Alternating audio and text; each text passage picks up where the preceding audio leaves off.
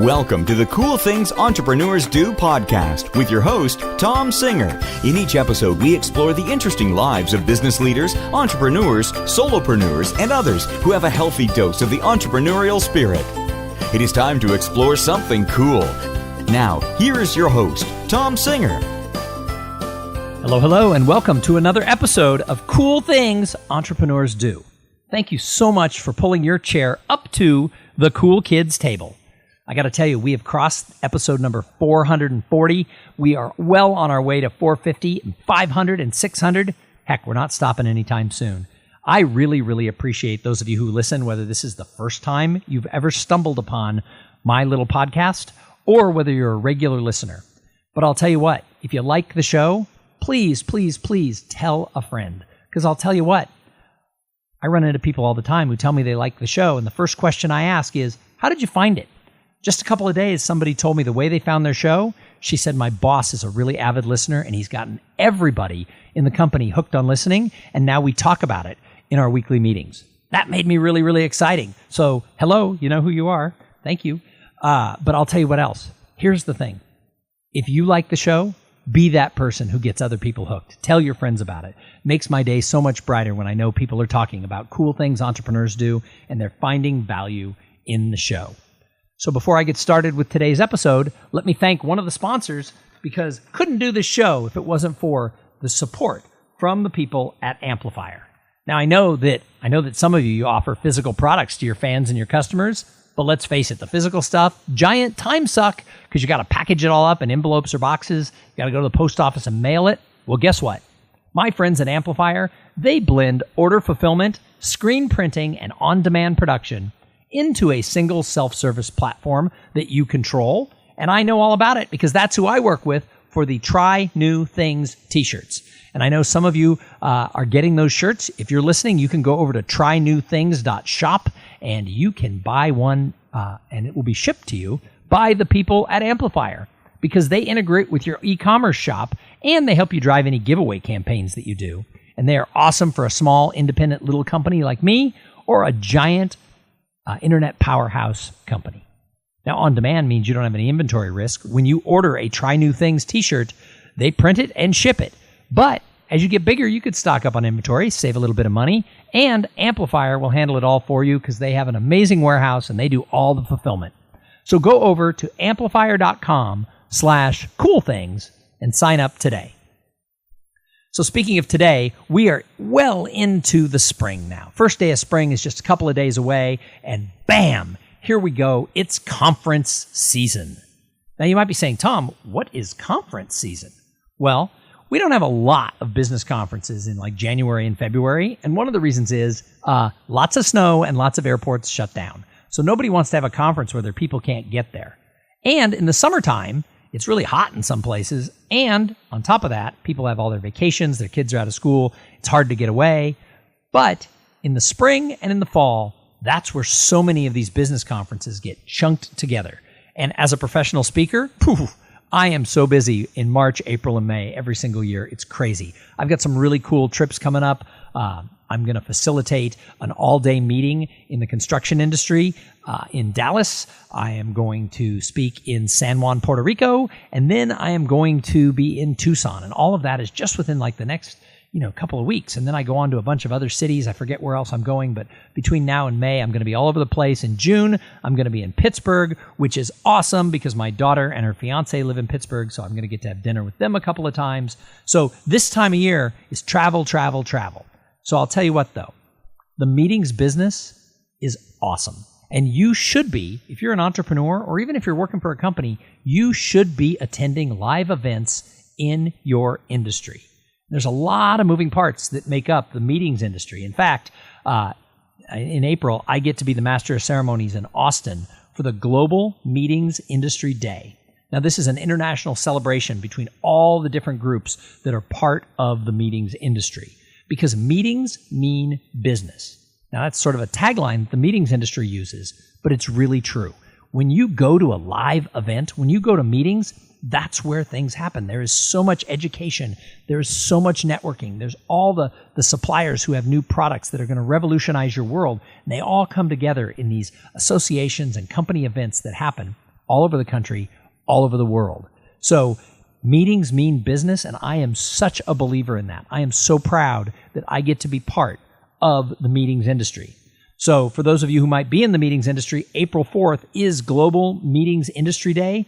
Check in with your local chapter of Meeting Professionals International or PCMA or AIEE or ASAE and find out what's happening in your area, because there's going to be education and networking happening simultaneously in cities all over the world. And I'm really proud that I get to be part of the one in Austin. Now, the meetings business has changed a lot over the years. So if you have sort of a preconceived notion about, I don't like going to meetings, you just sit in uncomfortable chairs, and there's sort of the routine of keynote, breakout, lunch, breakout, happy hour. Next day, rinse and repeat. Keynote, breakout, lunch, breakout, happy hour. Those days are over. Meetings are changing. They're becoming so much more of an experience. And here's the thing. People don't want the same old meeting, even from the same association. They don't want the same lineup of speakers. They don't want the same thing year after year. People are hungry to go to events that are interactive. They want to participate in things that are engaging. They want a lot of peer-to-peer networking. Breaks, sometimes it used to be like they would have like 15-minute breaks between breakout sessions and an hour and a half long breakouts. Now people are moving down to like maybe hour breakouts and 30 or 45-minute breaks in between, because people need time to like soak in what they learned and they want to share with other people. So networking is becoming more important than ever. But people want those takeaways. They want that learning. They want action items that they can put into effect. People are getting bored if it's too much of the same and if it's too much just information overload. And I think that's exciting, because I have always believed that the way meetings mean business is it's because of the human things that happen when a group of people come together and they can share. People want to be inspired. I find that people want motivation. Now, sometimes when I talk to people who are on committees, who are planning, especially in more technical industries, they're like, oh no, not our industry. We only have speakers who have like 3 PhDs and will talk about the smartest things out there. I had one person say recently, we don't care if the speaker is good or entertaining or motivational. Hell, they can be boring as long as they're brilliant. Now, my question is, would you put that in the brochure that advertises the event? Our speakers are smart. They're going to bore the crap out of you, and you would rather stick a needle in your ear than listen anymore. But if that's what you love, come to the most boring event ever in the history of our industry. I don't care if it's a scientific conference, if it's a medical conference. Nobody would advertise their conference as boring as hell. And yet, sometimes people forget because they try so hard to stay away from anything that's going to inspire and motivate because they think it's fluffy. But this has gone on forever.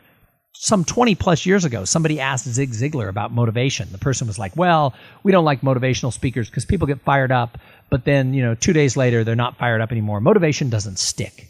And Ziglar's response was, well, you need to have constant motivation. You need to be getting it from all different sources.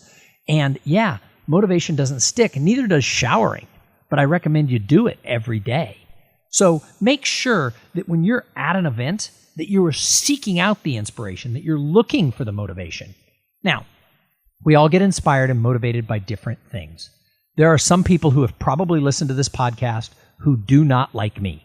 They probably think I have too much energy and that I'm too high-paced and I'm pushing people to get out of their comfort zone way too much. I actually got an email from somebody once who said, you're always encouraging people to try new things. I don't want to try new things. Well, I'll tell you what. You don't have to try new things. If you don't like the idea of someone encouraging you to get out of your bubble, then this probably isn't the podcast for you. But most people who write in and talk to me about the show, they like the fact that I'm pushing them just to stretch that envelope a little bit. I believe that many people, most people, they want that inspiration, they want that motivation. And that's one of the reasons that you should go to conferences, because most event planners are looking for ways to create an experience that is going to lift you up. Meeting planners, if you're listening, remember, every decision you make can't be for yourself. It can't be for the committee. It has to be for the experience of the people in the audience.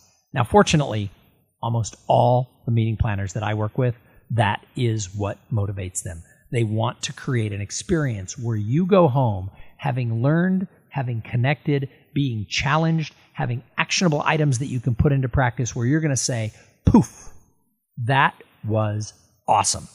So that's what you got to do. But in order to do that, meeting planners have to take risks. It's hard to be a meeting planner. Now, as a speaker, I get to stand up on stage, and if I do a good job, people applaud. Sometimes they even applaud while standing on their feet. However, the meeting planner is behind the scenes. Rarely does anyone at the conference ever know the thankless, tireless hours that the people who organize events put in behind the scenes. They often don't even know their names. So the next time that you go to an association event or a company like users conference or customer event, seek out who is the person who's the main planner or planners of this event. You can often find that out by going to the registration table and asking. Oftentimes they are there. They're chained to that registration table because they're trying to make sure that everything around the whole conference is running so smooth. And when you find the person who organizes it, tell them what you specifically liked about their event and thank them for all the hard work that they put in. Now, after they pick themselves off the ground from the shock of being thanked publicly, they're really, really going to appreciate it. And I'll tell you what, it doesn't happen very often.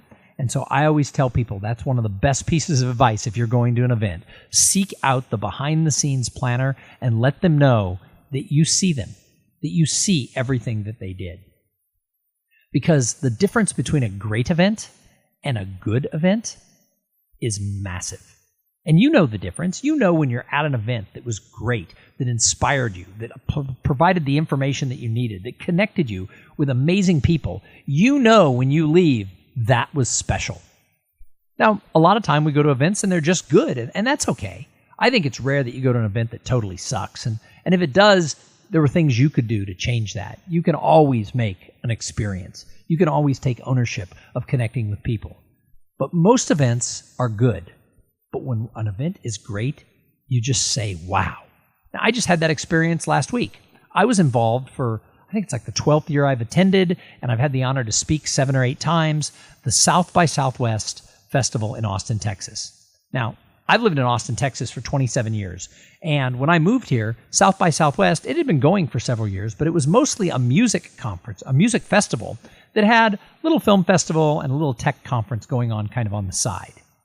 Fast forward to today, and it's 70,000 people coming through Austin over like a 12-day period. They're coming in for stuff on education, for government. They're coming in for music and film and comedy and tech. There are so many different aspects of what's going on with South by Southwest now that it's an incredible time. But you'd think, having been 12 times, it would be the same old, same old.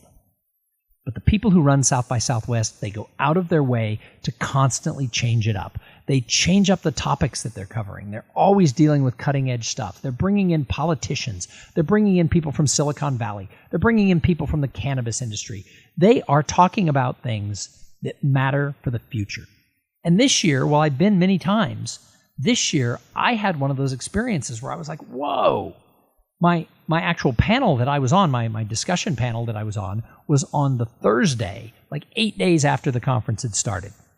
So for me, I was involved a lot more, because usually if you speak on the first or second day, you can burn out and you don't go to as many things. But because I was speaking so late, I was attending all week long and I was meeting people. But here's what I did this year.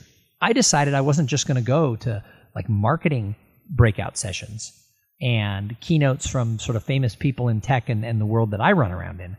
I decided I was going to go see things that I wouldn't see otherwise. So I was going to breakouts that were on the food industry. I was going to breakouts that were about comedy. I was going to breakout sessions that were about cannabis or artificial intelligence or blockchain, things that I know nothing about and probably don't need to know that much about. But it was so interesting because it is such an eclectic group of people who come to this conference. And the social events of this conference, from breakfast through 2 a.m., are always so interesting. Now, I'll be honest, I don't go out till 2 a.m. anymore because I'm old. But one of the people on my panel was 29, and he went to education all day, and he partied all night, and he thinks it was the single most interesting conference he's ever been to. That's because he put himself into it, and he led to have that experience. So I think that's what you have to do. I think people are really looking for unique experiences when they go to conferences. And either the planners have to provide it, or they have to take ownership themselves to make sure that they're experiencing it in a different way, like I did this year at South by Southwest by going to breakout sessions that were totally out of my area of expertise. So I recently wrote an article for Meeting Professional Magazine. That is the MPI organization's monthly magazine. And it was all about how one of my clients totally shook up their opening general session. They decided to do away with the famous expensive keynote speaker model, which they had done for years. And instead, they decided to make the whole opening general session about their peers. It was about the knowledge in the room. Now, they hired me to facilitate this conversation. And for 2 hours, from the stage, walking around the audience with people at individual tables and then sharing out to the entire room, we answered the toughest questions facing their industry. Now, those questions weren't things I made up. That was things their committee came up with. But we led them through a 2-hour discussion. And people realized that this wasn't about a sage from a stage. This wasn't about some best-selling author coming out and talking to them. This was about peer-to-peer experience. And it was awesome. I'll actually put a link in my show notes page on this episode on tomsinger.com that you can get to this article, or you could just look it up on MPI's blog. And that's at mpiweb.org, and then find their blog, and then you can find look for the articles that I've written, and you'll be able to find that. Because I think we got to shake these things up. And yes, it's risky. It's hard. It's scary to shake up a conference. But that's what people are hungry for. They're hungry for things that are going to be different. They're hungry for that thing where they feel they're a part of it. They want to go home and be able to tell their friends. They don't want to go home and say, well, we listened to a famous keynote, then we had coffee, then breakout, lunch, breakout, happy hour. People are looking for something that's just a little bit different. And so I am going to go through and give you 5 reasons that you should be attending live events, whether it's this spring during conference season, during the fall conference season, or maybe the industry you're in does winter or summer conferences. There's certainly a lot of them. There's just less than go on in March, April, and May, and September, October, November. So we're going to talk about things that you should do, reasons that you should be going to an event, and then I'm going to give you 5 quick tips for sort of, once you're there, how you can sort of maximize that whole experience. But first, I've got to thank the other sponsor of this episode. So this episode, like so many of them, is brought to you by Podfly Productions. Podfly takes the time and the headache out of creating your own podcast. Podfly sets you up with the right equipment, training, and guidance to ensure that you sound amazing. They do all the heavy lifting so that you can focus on creating great content and growing your audience. Hey, for an exclusive offer for the listeners of Cool Things Entrepreneurs Do, go over to podfly.net/coolthings. And if you're going to start a podcast, and I know some of you want to, I promise you will be so happy if you work with Podfly Productions. They're behind this show. I am going to be hosting another show for an association, and I think they might be working with Podfly as well, because Podfly is awesome. So here's the thing. If you're going to attend a live event, I believe that event can have a huge impact on you. I think that live events change people because we get exposed to so many things. So when you go, I think there's 5 things that you need to focus on. Number 1 is the educational opportunities. Yeah, I'm a big fan in that peer-to-peer networking, but I got to tell you, you go to a conference, you justify it to your boss based on what you're going to learn. So go in figuring out what you're looking for. Know what educational opportunities you want. Pre-select which breakout sessions you're going to go to. And focus very heavily on learning. Don't go in. So many few people these days take notes. They say, oh, I'll take notes on my phone. And then they never do. Or if they do, they never go back and look at them. If you're going to a conference, especially a multi-day conference, buy a brand new composition book or Moleskine. When I was at South by Southwest, I filled an entire composition book with notes that I took in 5 days of attending breakouts. And I put stars by the things that I need to go back to and implement into my own business. And there were things I learned. There were things I learned in blockchain and in cannabis talks that have nothing to do with blockchain or cannabis. They were just ways to market. They were ways to make myself better. So if you get inspiration, write it down. Studies have shown that if you actually use a pen and paper and write with your hand, your brain might retain it a little better than if you're typing it in with your thumbs onto your phone. I'm a little bit old school. I love to write down my notes, then I go back and transcribe them. And so that's what I'm suggesting is be really, really focused. One of the reasons that you need to go to these events is to learn. The number 2 reason that you should be attending live events is the networking with your peers. Here's the thing. All opportunities in life come from people. You've got to get out where the people are. And sometimes people go, I don't go to industry events because my competitors are there. Well, your competitors are just people. Some of them are going to become your friends if you give them a chance. And guess what friends do? Friends help each other. So show up. Be willing to be a peer with these people.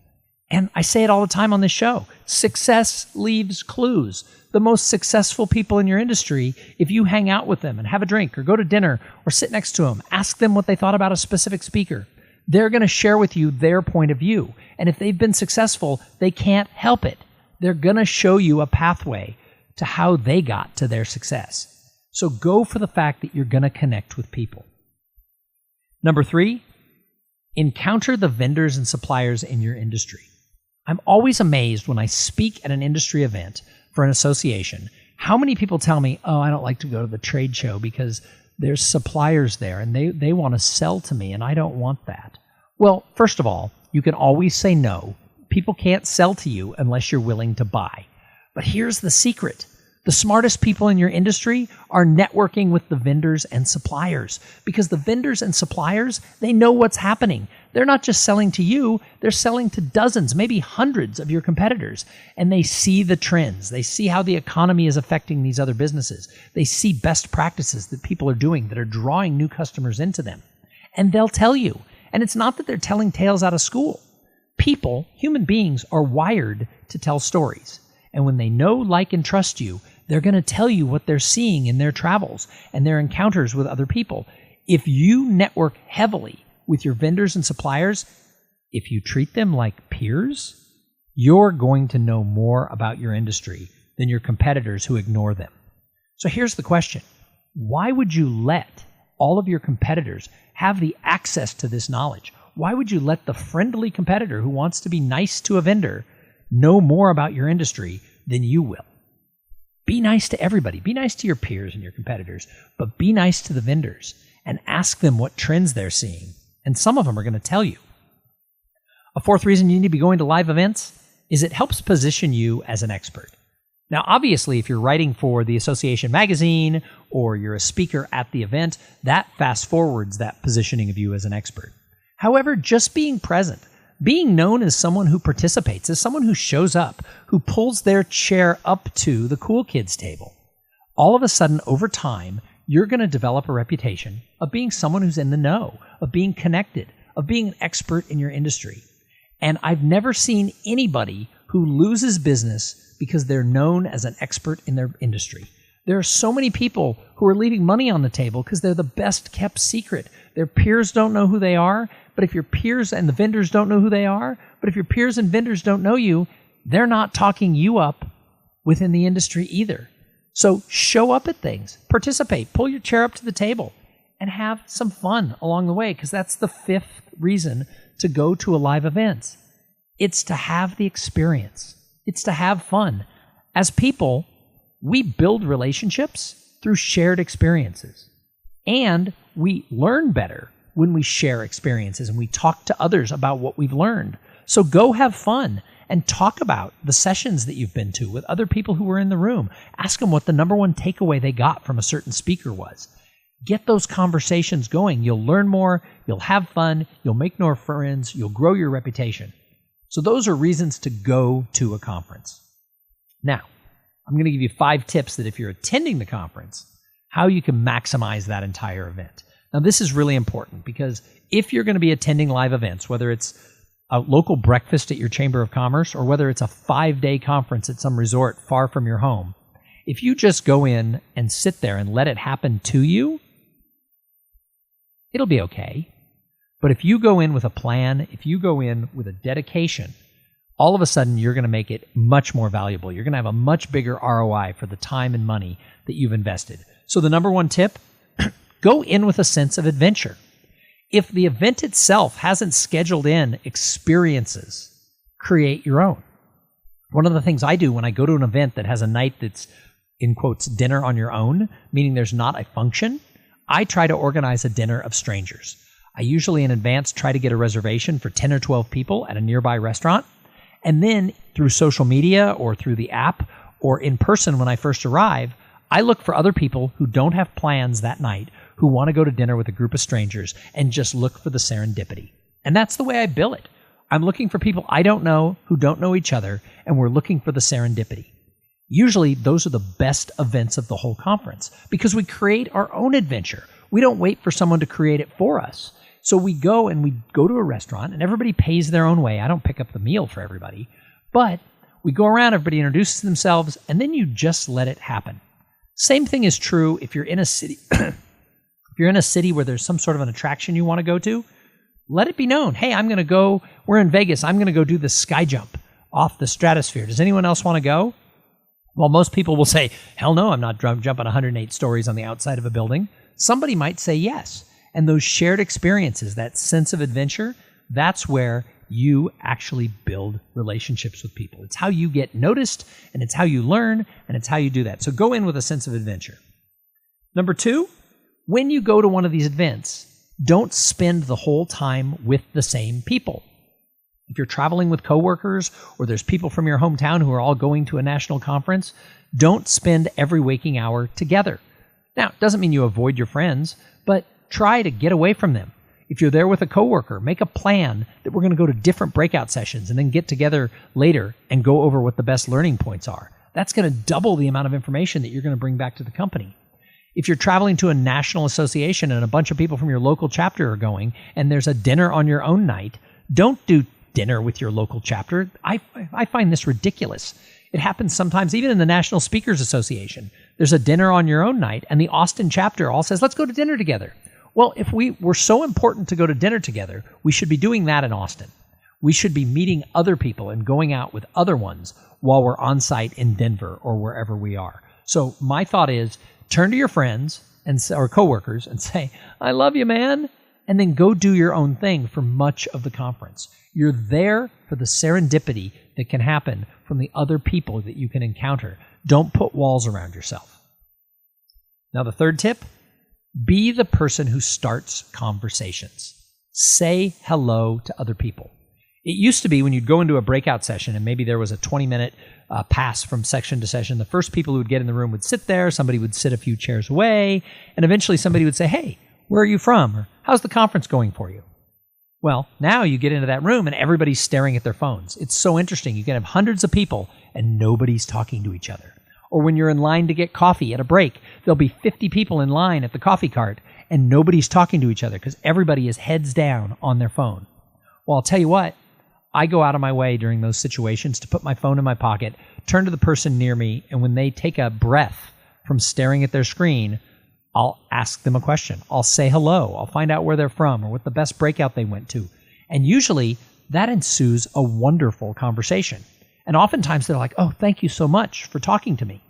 So this happened at South by Southwest. I had this great conversation.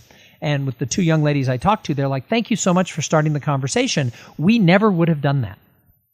Think about that. They liked having a conversation with a stranger. They were from Australia. I was from Austin. We just talked about a lot of really cool stuff about South by Southwest, about technology, about careers, about the world, about the changing face of politics around the world. It was a fun conversation. And they said, oh, we never would have instigated a conversation. So my tip is say hello to people. If you say hello, they will usually say hello back. Now, that doesn't always mean you're going to have a delightful conversation. But if you say nothing, there's a 100% chance nothing will come of it. My fourth tip, make sure that you talk to the speakers who either do the keynotes or whose breakouts you go to. I'm always amazed that people like stand up and run out of the room, even when the speaker is so engaging that they loved it and they were challenged by him and they took 5 pages of notes. Go up and talk to the speaker. Ask them some questions. Ask them how they got to be an expert in their field. Oftentimes when you go and talk to the speaker, you can find out more information because as a speaker, I can't put everything I know into a 45-minute breakout or a keynote. I can only put in certain information. So if they touch on something that you find interesting, go and ask them more in detail. And usually they'll share it with you, and people will stand around taking notes because the questions you have, other people have. So make sure you're going up and talking to the people who are presenting, because it's just going to make your whole experience better. And then the last tip, if you really want to maximize a conference, you have to plan for how you're going to follow up with people. Because here's the thing, meeting someone once does not make them part of your network. Meeting someone once makes them someone you have met once. And here's the thing, so often people send a LinkedIn request to somebody they sat next to and talked to for 20 seconds at a conference, and then 3 years later they have no idea who that person is. So if you met someone who's interesting, don't just make them another like, link, share, or follow. Find a way to follow up with them. Call them. Maybe set up a time to talk. Send them, transcribe your notes and send it to them saying, hey, I thought maybe you'd find my notes interesting. Maybe there's something that you learned that you could share back with me. Or what I think is the best thing to do, for at least the first step, is send them a handwritten note. Now I know, because I've talked about this for over a decade, most of you will never send a handwritten note. But most of you will never send a text or an email or a phone call either. If you don't do something to follow up, then they're just ships that passed in the night. Plan on ways to follow up with the people you find the most interesting. Now, this doesn't mean you have to follow up with everybody you meet. What I do is after an event, I take the cards and I put them into 2 piles. I put them into the yes, I want to follow up with them pile and the no, I don't see a reason to follow up with them pile. Most people end up in that second pile. But then the people who were in the first one, I try very hard to instigate conversations. Most of the time it doesn't go anywhere. But when it does, it's life-changing. But somebody has to take that action. So that's what I challenge you to do. So those are my tips. 5 tips for why to attend and 5 tips for how to get the most out of that conference.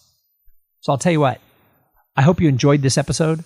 If you liked it, share it with a friend. If you're attending an event, be that person who adds that spark of life to the event. And if you're a meeting planner, make sure that you're taking some risks. You don't have to shake up every aspect of your conference, but try to make the experience something that people are going to say, wow. If at any time you want to bounce an idea off me, just call me. I have a lot of planners who call me who they don't want to hire me. I'm not the right fit for their organization. That's awesome. But I love to brainstorm about this stuff. And it's funny because when I tell people that, very few people call. But the ones who call, we have an awesome conversation. So if you're a planner, you're working on an event, you want to kind of bounce off what I've seen being at over 50 events a year, let's chat. You can always reach out to me. That is awesome. All right, we're going to be back in a couple of days, and we have a great interview coming up. You want to check out the interview that's coming out this Thursday. It's the episode that directly follows this one. It's with 2 young entrepreneurs in the transportation industry, and I just wish I could go back and be 28 years old and be as into growing a business as they are, because it was really inspiring to interview them. But if you like the show, go tell your friends. As I said at the beginning, it's the way people find the show. Subscribe on iTunes. Send me a note. Let me know that you listen. And I'll tell you what, go out and try some new things. I really believe that trying new things leads to new experiences, and new experiences are where your aha ideas are going to come from. And while you're out there trying new things, have fun doing it. Have a great day. Thank you for being part of the Cool Things Entrepreneurs Do podcast. Without your participation and listening to these conversations, there is no show. Connect with Tom at tomsinger.com and follow him on Twitter at TomSinger.